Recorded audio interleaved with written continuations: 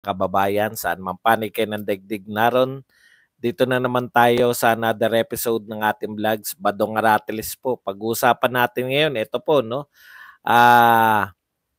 Ontiveros, di pa tapos sa drama tungkol po rito. Si Carpio, sakay na rin po rito sa ating confidential fund.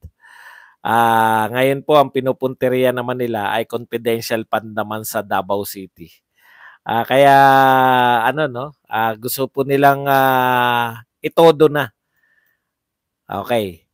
Pero bago yan, kung bago ka pa lang dito sa ating channel, mag-subscribe ka na. Dahil ito lang ang tayong channel na may kinikilingan, may pinapanigan. Una sa balita, uli sa impormasyon, kaya ano pang hinihintay nyo? Pindot na. Okay, pag-usapan po natin. No? Alam po ninyo, bago po yan, ito po muna yung si Mikey Quintos at Paul Salas. Hindi ko po alam kung magkarelasyon lang sila o mag-asawa na. Ano po to? Naghain po ng complaint dito sa Crypto Group of Celebrities ng estapa, no? Laban sa cryptocurrency group dito po sa Makati City. Scam po sila na scam. Pero alam nyo, hindi ko maintindihan. Paulit-ulit dito sa scam. 8 million po ang natangay sa kanila na scammer, no? Pero alam po ninyo, yung mga scam na ganyan, lalo na po sa mga yung madodoble pera, 'di ba? Sabi nga, 'di ba paulit-ulit diyan yung mga nagsasabi na if it's too good to be true, malamang po scam 'yan, 'di po ba? Kung masyadong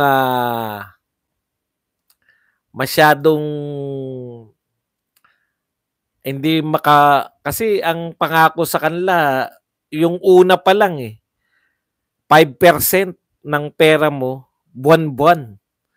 Wala po ako nakita na legal na kasi kung 5% per month, ang laki po nun. 'Di ba 60%? Yung pera mo sa loob ng isang taon, kikita po siya ng mahigit kalahati. Wala po nun sa aktual. 'Di ba? Siguro ang pwede lang pong makapagbigay nun, kahit na ano pong investment, wala pong makakapagbigay nun ng legal. 'Di ba? Kung yung pera mo magiging 60%, mahigit kalahati. Kung ang pera mo 1,000,000, kikita ng 600,000, magiging 1.6 million after ng 1 year. Wala pong ganun na legal na investment. Pwede yan sa mga illegal. Halimbawa, pinanser ka ng droga. Di ba? Pwede yun kasi pwede talagang pwede talagang lumaki yung pera mo pag mga illegal na gawain. Pero yung mga ganun po, yun nga, if it's too good to be true, it must be false. It must be an scam. Dapat natututo tayo dyan sa mga OFW po na nakikinig, no? Sana po wag po niyong ibibigay yung mga pera natin, yung pinaghirapan nyo na kasi padadamahin ko kayo tignan nyo tong ginawa sa kanila. Ang tiyaga rin na scammer 1 year, may balik talaga yung pera nila. Sabay yung sumunod na taon, inoperan po sila ng, biruin nyo, namuhunan din. Kung hindi natin alam kung magkano yung pinuhunan nila. Siyempre, naengganyo ka kung bumabalik naman yung kita, di ba? Nung nag-invest na sila na 8 million, yun, hindi na nila nakita. Ang point lang, sa 8 million, malupit, madodoble na pera mo within 2 weeks. Madodoble pera mo within 2 weeks. Pucha, wala pong ganun, no? Alam niyo yan na is either scam yan or illegal, no? Yung pupuntahan ng pera nyo. Kaya, minsan kasalanan din ng mga, ewan ko lang Hindi pa naman nangyayari sa akin. Sabagay nangyari na sa akin 'yan, dito sa may computer, eh, pero hindi po sa pera. Pero yung sa Facebook ko, nadali na rin ako diyan, eh. Baka napakatamis ng dila nung nanloko sa kanila. Wala tayong magagawa nun, nagpa-scam kayo, eh. Yun naman talaga yung, gusto ng scammer, yung takamin ka sa pera. Pinagagana ka lang ng konti, tapos 'pag may malaki ka na investment, tatakbuhan ka na. Okay, yan po yun, 'no? Madaming madaming gano'n. Nakakapanghinayang 8 million. Siguro halos lahat na ng kinita nila. Yung problema pa dun, baka may nakibakas pa, yari. May inengganyo pa silang iba. Ganyan po yung mga scam, eh. Okay, punta na po tayo sa iba pang balita. Ito naman po si Michael B. Sabi po ni Michael B. Michael B. emphasized that comedians should practice self-censorship and observe meeting halfway with concerned parties. Tama naman yung sinasabi ni Michael B. No? Para sa lahat po ng comedian. Kasi ang problema kasi lang, Michael B., paano ka magsa-self-censorship? Hindi naman kayo pare-pareho ng values, 'di ba? Maaring yung values mo hindi values nila Vice Ganda. Kasi ang main problem nila Vice Ganda tsaka nung kanyang karelasyon, hindi na talaga nila hanggang ngayon po hindi nila nakikita na may mali silang ginawa. Ayun yung problema, eh. Paano mo isa-self-censor yung sarili mo? Siguro yung mura, basic na basic 'yan. Maski nga yung mga pagsasalita ng mga kabastusan, eh. Hindi pa rin maamin yan ni Vice Ganda na may pagkakamali sila. Yun nga, yung G-spot na yun, di ba? Biruin mo, pag-usapan nyo yung G-spot sa tanghaling tapat, may mga nanonood na bata. Yung curiosity ng bata na yun na alamin kung ano yung G-spot, eh, di ba? Kaya hindi rin uubra yung self-censorship. Okay lang yan, Michael B., ang self-censorship kung pare-pareho kayo ng values ng ibang comedian. Iba yung values ni Vice Ganda, eh. Hindi kayo pareho. Kaya hindi rin approve yan. Meron pang mga nananawagan ngayon na yung MTRCB raw ay buwagin na.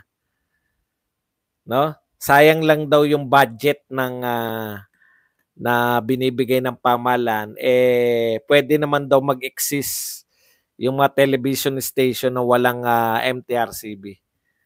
Imaginein po ninyo, no? Yung nagsasabi po niyan, mga fans po yan ni Vice Ganda. Imaginein po ninyo, kung ngayon pa lang ganyan na ginagawa nila, naglalaperutan na, no? Nagsasabi na ng tinggel, G-spot. Ano pang, pag walang MTRCB, ano pa pwede nilang gawin na sa tingin nila ay tama? 'Di ba? Kasi wala na, eh. Wala nang pipigil sa kanila, eh. Hindi po nararapat 'yan. Okay.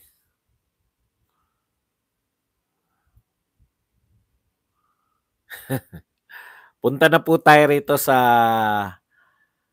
Sara Duterte. Akala mo mayor pa si Sara Duterte, no? Late na kayo ng ilang paligo. Hindi ko po alam kung bakit tinotodo ninyo. Ang layo pa po ng 2028, oh. Gusto niyo na iban ngayon si Sara Duterte. Nag-ano ba kayo? Meron ba kayong research na effective ba yung ginawa ninyo kay Sara Duterte? Kasi kahit po ito pagbatayan natin, itong survey, 73% si Sara Duterte. Ibig sabihin, yan na po yung kalagitnaan nito.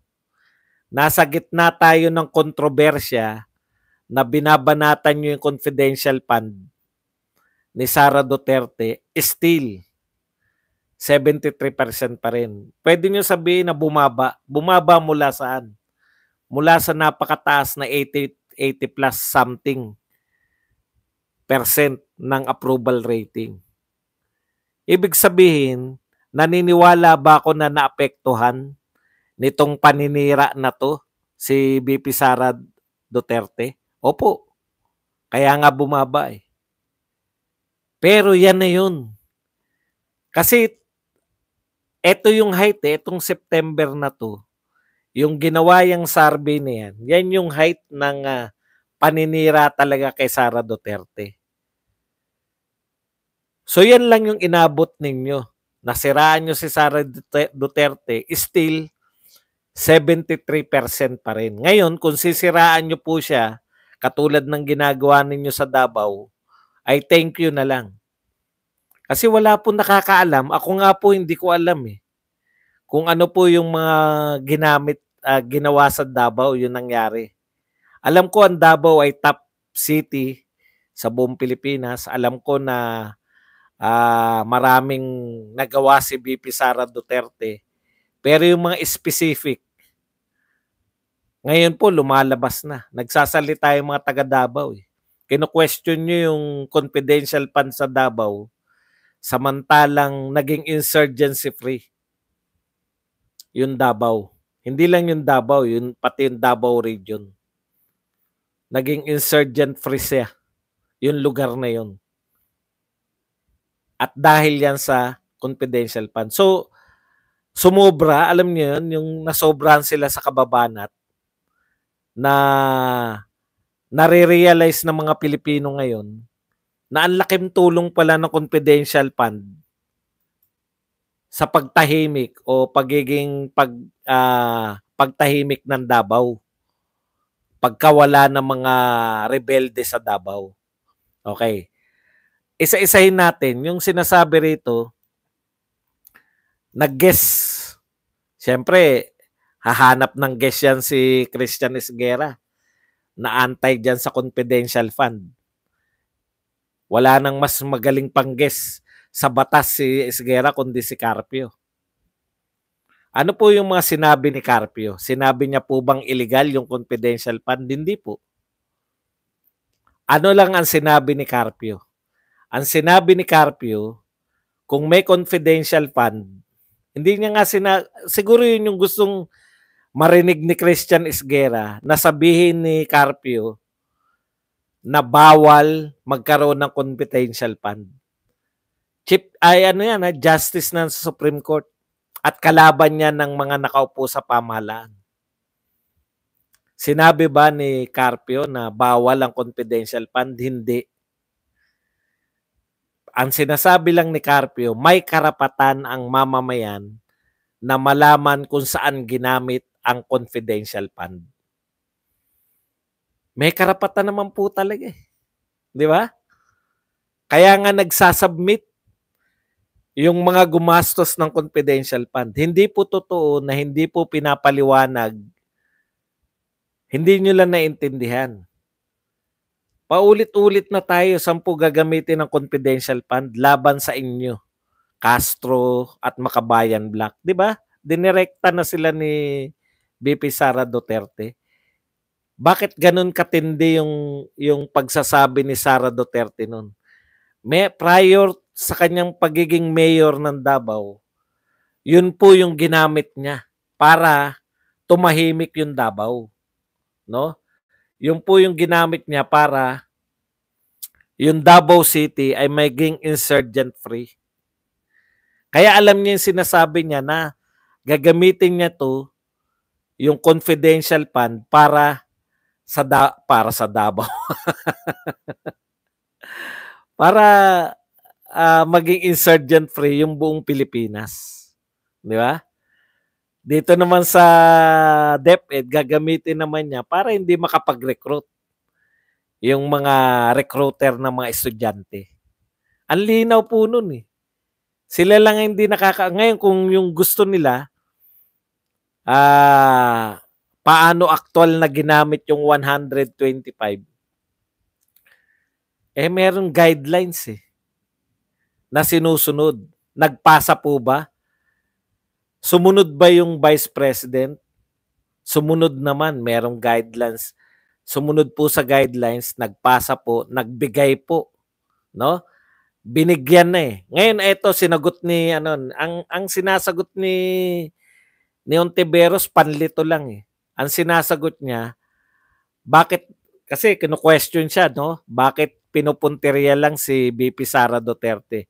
Ang sagot ni Ontiveros, kasi wala naman daw confidential fund. Bakit naman daw niya bubusisiin yung confidential fund ni Leni Robredo? Wala naman confidential fund si Leni Robredo.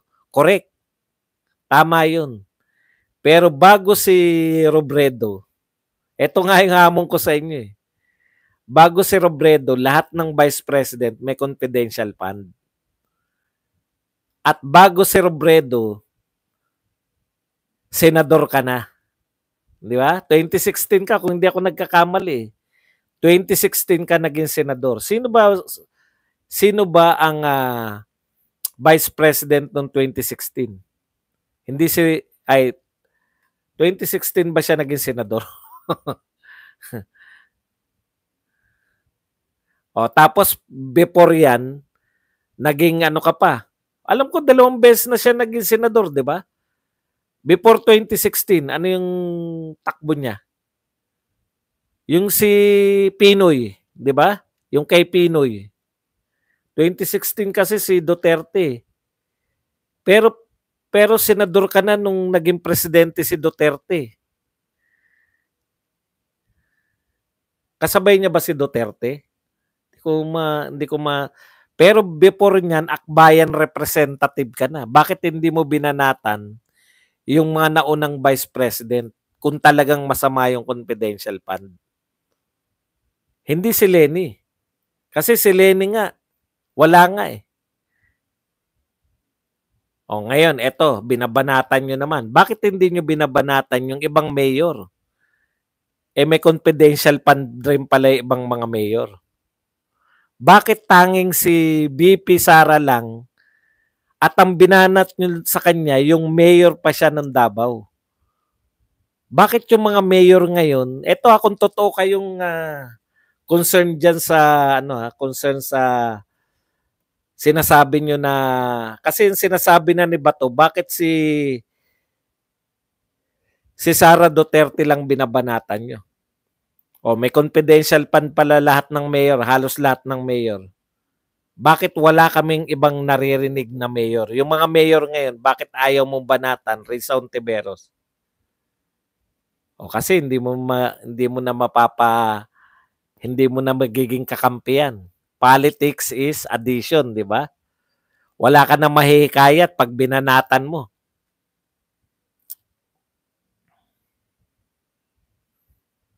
Hindi, naging siya naging congresswoman pa siya bago siya maging senador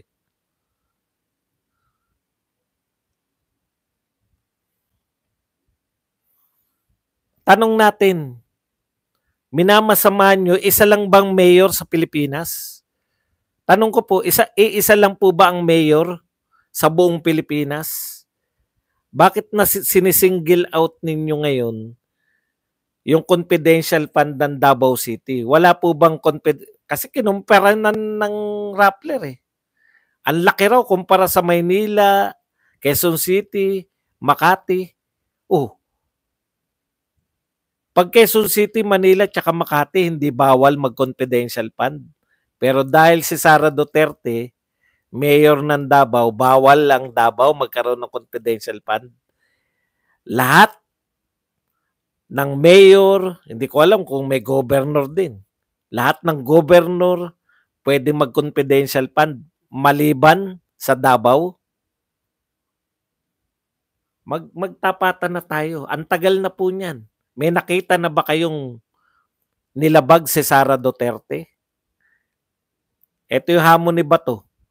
May nakita na ba kayong binulsa si Sara Duterte mula sa mga confidential fund? Kasi kung wala po, wala wala kayong dapat pinoproblema kay Sara Duterte. O ngayon, ang mga mayor, sinisita nyo rin ba yung mga mayor? Lahat ng mayor ngayon na may confidential fund, iniisa-isa nyo ba sila? Pinatatanggal nyo ba sa mga mayor yung mga confidential fund nila? Hontiveros, ikaw na magsimula. Sinasagot mo lang bakit si BP Leni hindi mo binanatan yung confidential fund. Binabanatan nyo ngayon yung mayor eh. Yung mayor siya ng Davao eh. Isa lang ba ang mayor sa buong Pilipinas? Oh, si Mayor Jose Manalo lang ang mayor sa buong Pilipinas. Kung bawal po ang confidential fund, lahat po, tanggalan ninyo. Bakit hindi kayo nananawagan na tanggalan? Yung makabayan, alam ko, gusto nila ipatanggal. Bakit? Alam na natin kung saan ginamit ang confidential fund sa Davao eh. Ginamit po yan para sa pistok, localized pistok. Yung mga probinsya, naglo-localize pistok sila. Hindi po line item yun. Makabayan, ayaw nila nun kasi ayaw nila ng mga localized pistok. Ikaw, senador ka, tatakbo kang presidente. May sineta ka na ba bukod sa mayor ng Davao? Sinisingle out ninyo sinisingle out ninyo yung Davao na masama ang ginagawa. Ngayon, nalalantad tuloy sa inyo na ang Davao pala ay debt-free, walang utang. Ang Davao pala ay insurgency-free mula po sa isa sa may pinakamalakas na kuta ng mga rebelde. Ngayon po, insurgent-free na. At yan po ay naganap nung panahon ng mayor si BP Sara Duterte na kino-question yung confidential fund.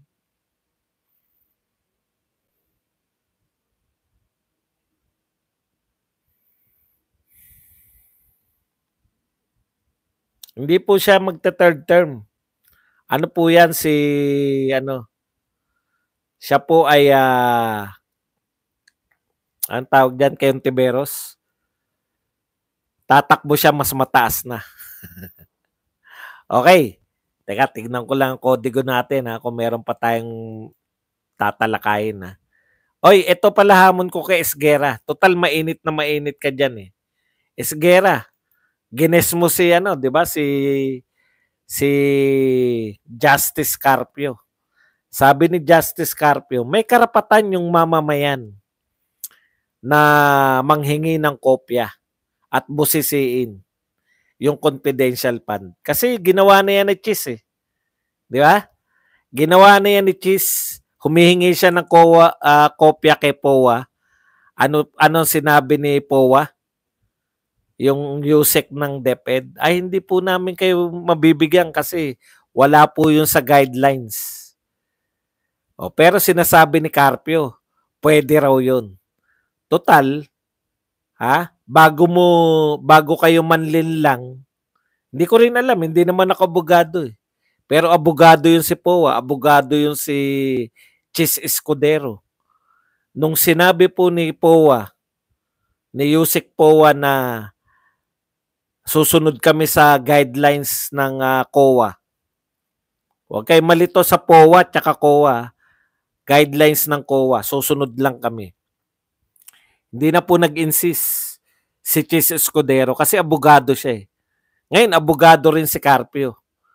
Ngayon, gusto mong sabihin, Esguerra, sa pagtatapos mo na pwede pala yung mamamayan na manghingi ng kopya. Ikaw yung mamamayan eh. Kung naniniwala ka kay Carpio, gawin mo yan. Kasi, di ba? Huwag mo utuin mo yung mamamayan. Pinagwawala mo lang eh. Ikaw mismo yung gumawa niyan. Pag hindi ka binigyan, magsampa kayo. Gawin nating mga legal yung lahat ng bagay, no? Kasi panay kwentuhan eh. Ang dami na nagsasabi na legal. Si E.S. Bersamin, Chief Justice nga yan eh. Si Carpio nga hindi naging Chief Justice eh.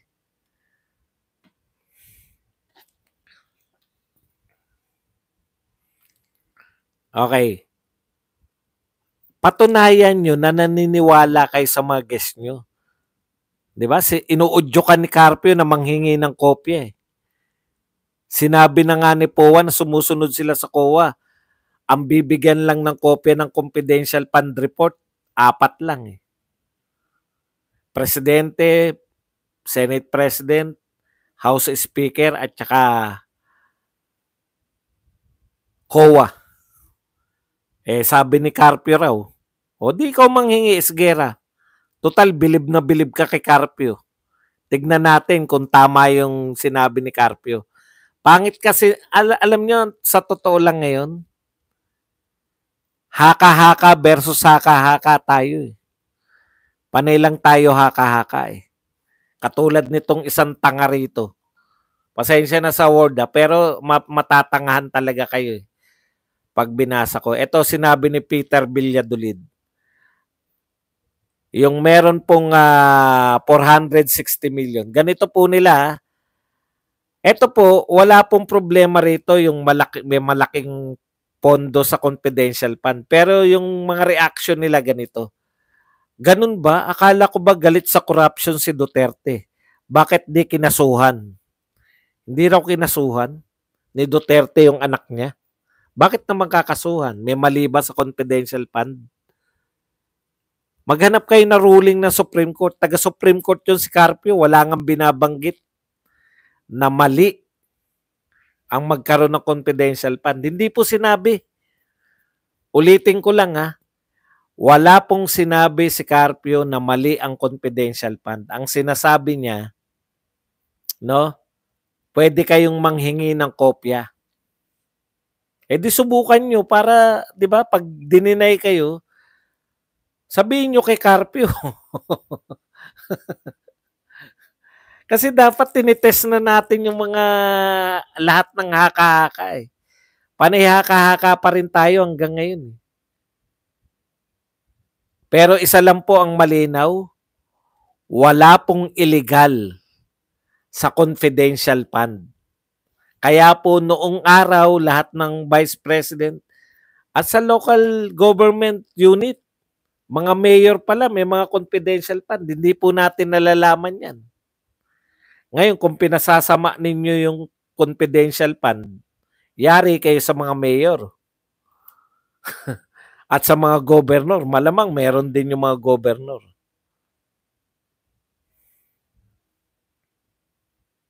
Okay, yan lang po ang ating topic. Pwede na po kayo magtanong, pwede na